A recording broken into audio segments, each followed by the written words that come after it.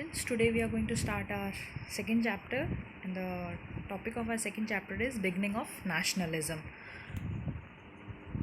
Now, what is nationalism?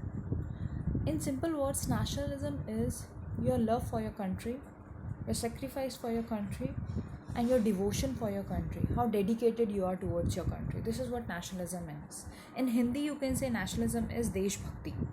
So when nationalism, what was the time when nationalism arose in our country? It is basically after the revolt of 1857, that is also known as First War of Independence. We have already studied in the last chapter what was revolt of 1857 and what happened in that revolt. Indian nationalism developed as a concept during the Indian independence movement fought against the colonial British Raj. First time India realized that this nationalism arose in Indians when they were fighting against British Raj, against British rule.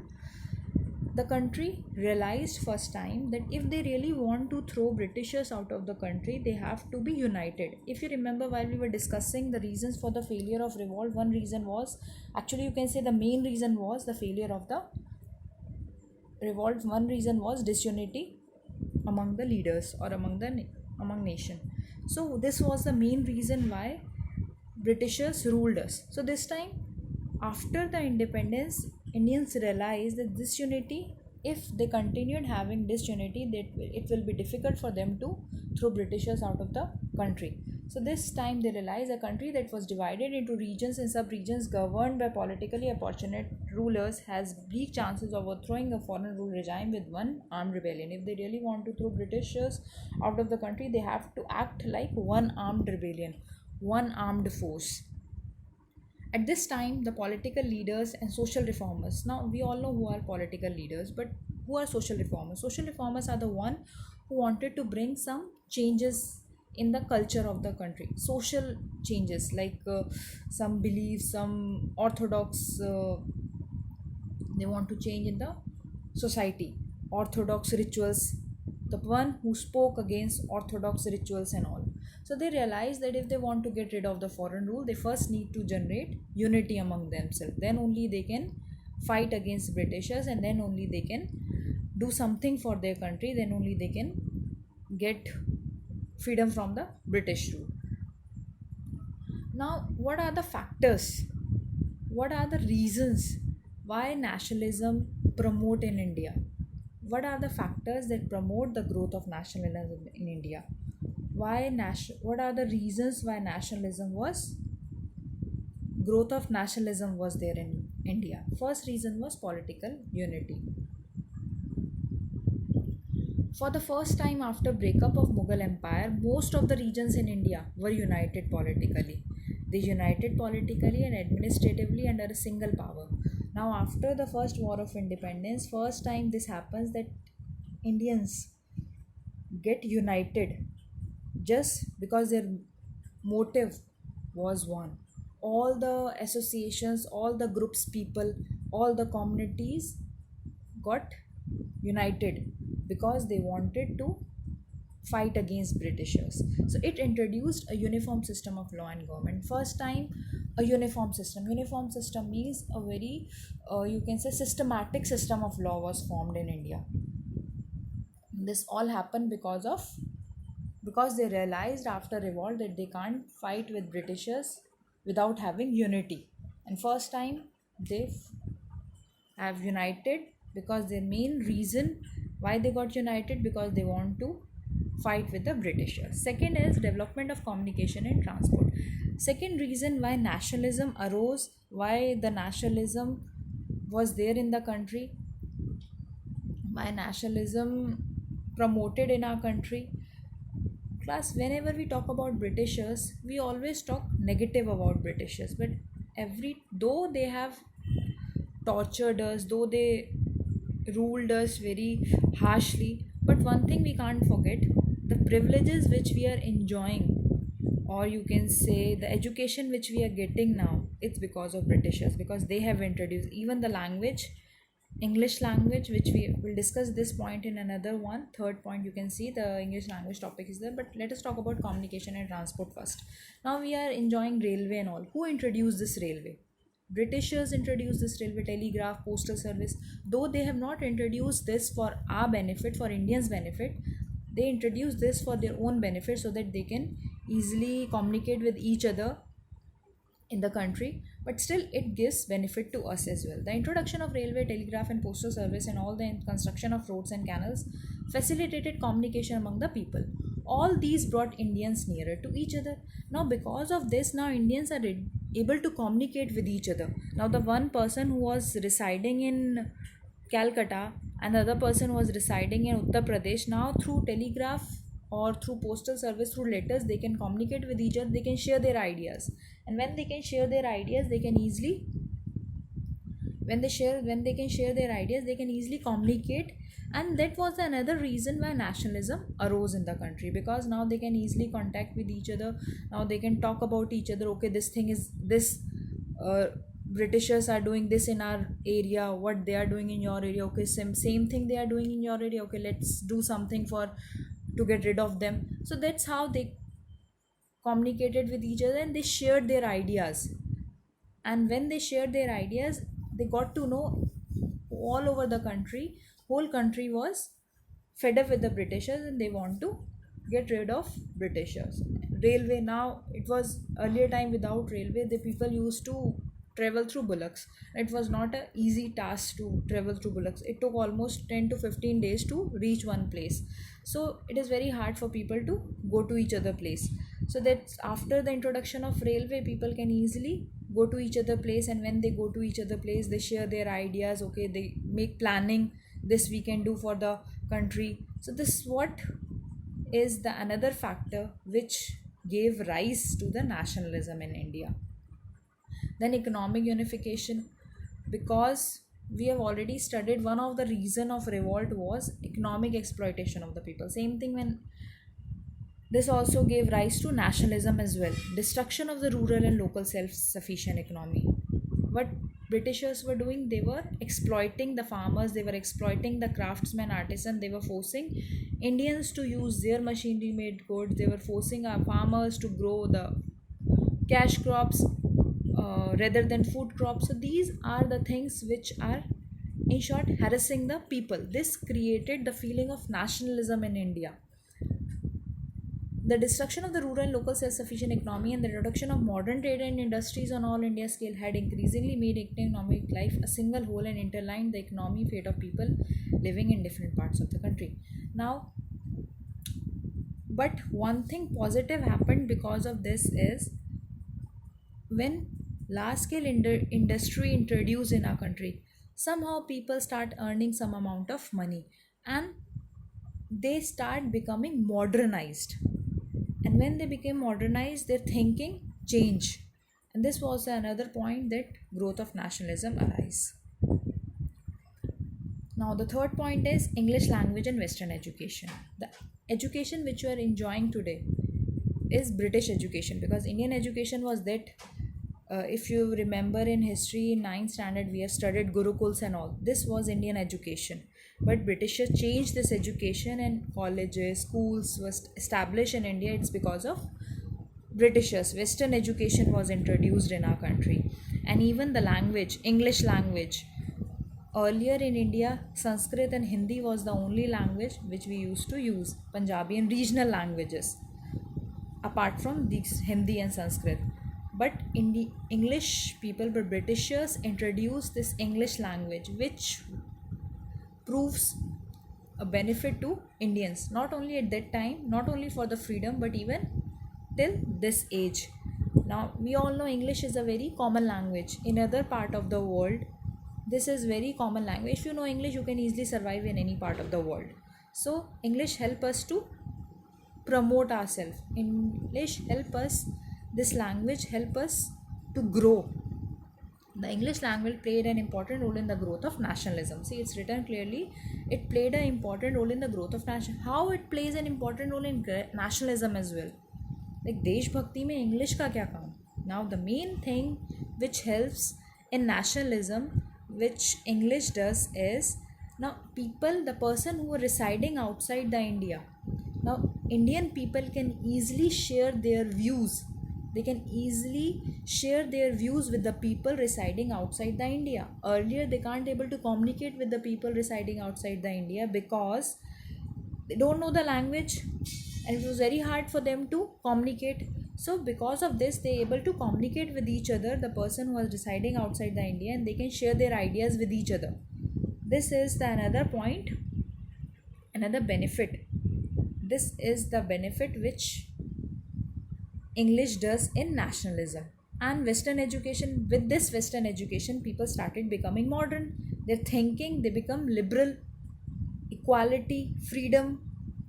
It Western education helps to spread liberty. Liberty means freedom. Liberty means broad thinking. They started thinking earlier. They were very orthodox. Okay, if you remember, uh, while we were discussing the chapter of revolt, we have discussed people, low caste people, high caste people, they can't sit together, they don't want to eat food together. Now because of this Western education, their thinking start changing. They started thinking apart from this low caste, high caste, untouchability and all this thing, equality started between the in the country, between men and male and female gender. Earlier we all know how people used to treat girls. So their thinking started changing. They started giving even respect and education to their girls. And nationalism sowed the seed of, and finally, this Western education sowed the seed of nationalism as well. And when their thinking started changing, they also, this becomes the another factor for the promote of nationalism. Then press. The fourth point is the role of the press. Another factor which is responsible for the growth of nationalism is press. Press, which press we are talking about? The newspapers and magazines. Class, uh, as you are going to discuss the chapters further, you'll get to know in earlier times press plays an important role, a vital role of getting the freedom from the Britishers. So the role of the press is another factor which helps in the nationalism. The Indian press, both English and vernacular, had also arose the national consciousness. Now, even press started printing quotes, printing articles for the nationalism, and this create the feeling of nationalism in the people. Earlier time, how people get to know what is happening in the country? Only through newspapers. That time they don't used to have Facebooks, Twitter and all, and not even televisions. Sometime they used to hear news on radios, but that also after long time. But initially they used to have only newspapers, through they get to know the news which is happening in the country. And this press helps both English as well as vernacular. Vernacular means regional language newspaper, like in Maharashtra, Marathi newspaper, in Uttar Pradesh, Hindi newspaper, in Punjab, Punjabi newspaper. So these are vernacular language newspapers. Press became the chief instrument through the Press became the chief instrument through which the national Indians spread the message of patriotism and moderate liberal ideas. Sending, they started sending modern ideas, and thus created an all Indian conscience. And through newspapers, people started sending message, sending their views, ideas, what they can do, what they're thinking for the country, what they can do, what are their ideas, what we should adopt to get a better country. So this also plays an important role. And the third point, national literature in the form of novels, essays, and even essay novels and other countries. If you remember French Revolution, American Revolution, even people get to know, get to learn. People are inspired from these countries. These people get rid of their Britishers, how Americans get rid of Britishers. They got to know through these novels and all, and they inspired with this. They realized that if they can fight for their country, if they can fight for their country, why Indians can't fight for their country? So fifth is social and religious reform movements. Another is social and religious reform movements. The leaders of various organizations like the Brahmo Samaj, Ramakrishna Mission, Arya Samaj, and Theosophical Society. Now, some reform movements. Reform movements are started by social reformer. As I already told you, social reformers are the one who brought some changes in the society. If you have heard the name of Dayanand Saraswati, who started Arya Samaj, uh, Raja Ram Mohan Roy, who started Brahmo Samaj, Dr. B.R. Ambedkar, he also brought change in the society. Mahatma Gandhi, a very known person. So these are the some people who started, who brought change in our country. They are known as social reformers. They also, this generated a feeling of regard for and pride in the motherland and one's own culture. They roused the feeling of nationalism in the people with their ideas, with their articles, with their opinions. They make the people feel pride for their motherland, and they boost the people so that the people can fight for their country for Swaraj. Swaraj means for independence. Then economic exploitation by the Britishers. We all know this point. Economic exploitation, a good deal of anti-British feeling was created by the economic policy. Why people started hating Britishers? The first reason was why, because they started exploiting Indians. The English systematically ruined the Indian trade. They have ruined our industries, they have ruined our peasants, they have ruined our craftsmen, handicraft business. This is an important cause for the rise of Indian nationalism. So we have already discussed. First was political unity, if you remember. First was political unity. Second was communication, introduction of communication. That become the another reason for the nationalism. Economic unification. Then English language is a reason, and Western education, introduction of English language and Western education. Press plays an important role. Religious reform movements like social reformers, they brought liberal ideas in the mind. They rose the feeling of nationalism in the country. They rose the feeling of for the motherland. They rose the feeling for the motherland in the people so that they can fight for the country. And the last reason, and very important reason, which we have already discussed, that is economic exploitation. We all know first reason why Britishers, why revolt took place, that was economic exploitation, and that is the core main reason for the nationalism, because this time people started hating Britishers and they really want to get rid of Britishers. That is the another reason which is the factor for the growth of nationalism. As I was talking about social reform movements, Raja Ram Mohan Roy, his greatest achievement in the field of religious reform was he set up a Brahmo Samaj in 1828. Class, listen carefully, this is very important. Social reform movement, if you see last year papers, you can easily see brief note. Sometimes board asks brief note about them, sometimes the objectives of the association they made. So you are, please listen carefully, this topic is very important. So first social reformer was Raja Ram Mohan Roy. His greatest achievement in the field of religious form, that he formed Brahmo Samaj. When he formed in 1828. Mark the dates as well, you should know the dates as well. And the Brahmo Samaj was the first important organization of religious form.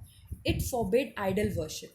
Idol worship means Raja Ram Mohan Roy was against idol worship. Idol worship means Murti Puja, and discarded meaningless rites and rituals. He was against the meaningless rites and rituals. If you know class, in earlier times, sati system, sati system, child marriage was very common rituals which our Indians used to follow. And Raja Ram Mohan Roy was against this ritual. The Samaj also forbade its members from attacking any religion, and he also teach to respect all the religions. He formed Brahmo Samaj. The objective of Brahmo Samaj to purify Hinduism and to preach monotheism. Monotheism is that no need to do idol worship.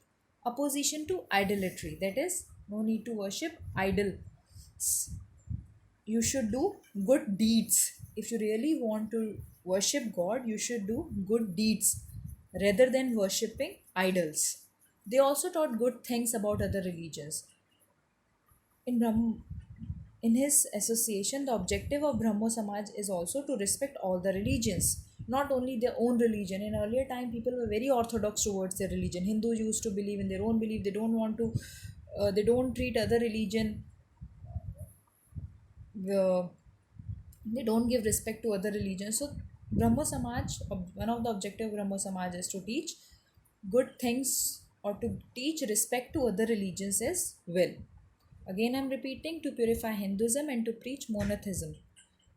Then opposition to idolatry, idol worship. They also opposition to idol worship. To purify Hinduism means they taught them to worship Hinduism apart, adopting the orthodox rituals. Hindus were very famous in earlier times for their orthodox rituals like sati and all. So he taught them not to adopt these rituals. Opposition of idol worship and also respect to other religions. Then comes Jyotiba Phule. He formed Satya Shodhak Samaj, and what are the main aims of Satya Shodhak Samaj is he spread education among women and lower caste. He was the one who started forming or promoting education among women's, among girls, as well as lower caste people, because earlier time people used to treat low caste people very inferiority. So Jyotiba Phule took initiative to give education to lower caste people. Complete abolition of caste system, upper caste, lower caste, ban of caste system and inequality. So what are the main aims of Satya? First of all, Jyotiba Phule formed Satya Shodhak Samaj. A question may come like this also: who formed Satya Shodhak Samaj? Jyotiba Phule formed Satya Shodhak Samaj. What are the main aims? First is spread of education among women. Second is upliftment of lower caste. Upliftment of lower caste means uh, he boosts low caste people, he gave respect to low caste people, he gave education to low caste people. Third is complete abolition, ban of caste system, and the fourth one is inequalities. Then Swami Vivekanand, he formed Ramakrishna Mission, and he is perhaps best known for his speech which began with the word Sister and Brothers of America, in which he introduced Hinduism at the Parliament of the World's Religion, Chicago in 18. You don't need to know much about him, you just need to know that Swami Vivekanand formed Ramakrishna Mission. Basically, in your board, Raja Ram Mohan Roy is important and Satya Shodhak Samaj, Jyotiba Phule is important. Then Swami Dayanand Saraswati, he formed Arya Samaj. Swami Dayanand Saraswati formed Arya Samaj. In other words, Arya Samaj was formed by Swami Dayanand Saraswati. What are the main aims or principles of Arya Samaj? God is existent, intelligent, and blissful. God is existence means God is everywhere, and he understand, he can see whatever actions you are doing. Second, the Vedas are the scripture. Vedas, if you remember, we have already discussed in 9th standard 4 Vedas: Adar Veda, Yajur Veda, Samar Veda, and Rig Veda. So he used to teach one of the principle of Arya Samaj is that if you need to know knowledge, scriptures are the knowledge, means Vedas are the true knowledge. And the last one should always be ready to accept truth and to renounce untruth. That always you should follow truth, not untruth. So these are the principles of Swami Dayanand Saraswati Arya Samaj. Again, I'm reminding you, again I'm explaining, revising you. Raja Ram Mohan Roy established Brahmo Samaj. Aims we have already studied: to purify Hinduism, opposition to idolatry, and they also taught good things about respect, in simple words, respect to all religions. Jyotiba Phule formed Satya Shodhak Samaj, or Satya Shodhak Samaj was formed by Jyotiba Phule. Upliftment of lower caste people, education among women, and a ban of caste system and inequalities. Swami Vivekanand, Ramakrishna Mission. He started Ramakrishna Mission. He basically used to teach, he used to give speeches, and he used to uh, what his teachings are basically for the people, that we all should live like brothers and sisters. He doesn't focus on family. So this is what was his teachings. Swami Dayanand Saraswati, he formed Arya Samaj. What was his principles? God is existent, God is everywhere. You should do good deeds, you should always do good actions, so because God is watching you every time, and actual knowledge is from Vedas, true knowledge are from Vedas, and one should always be ready to accept truth apart from untruth. So class, I hope you understood the class, you understood the chapter till here. If you have any problem, you can ask me, you can clear your doubt.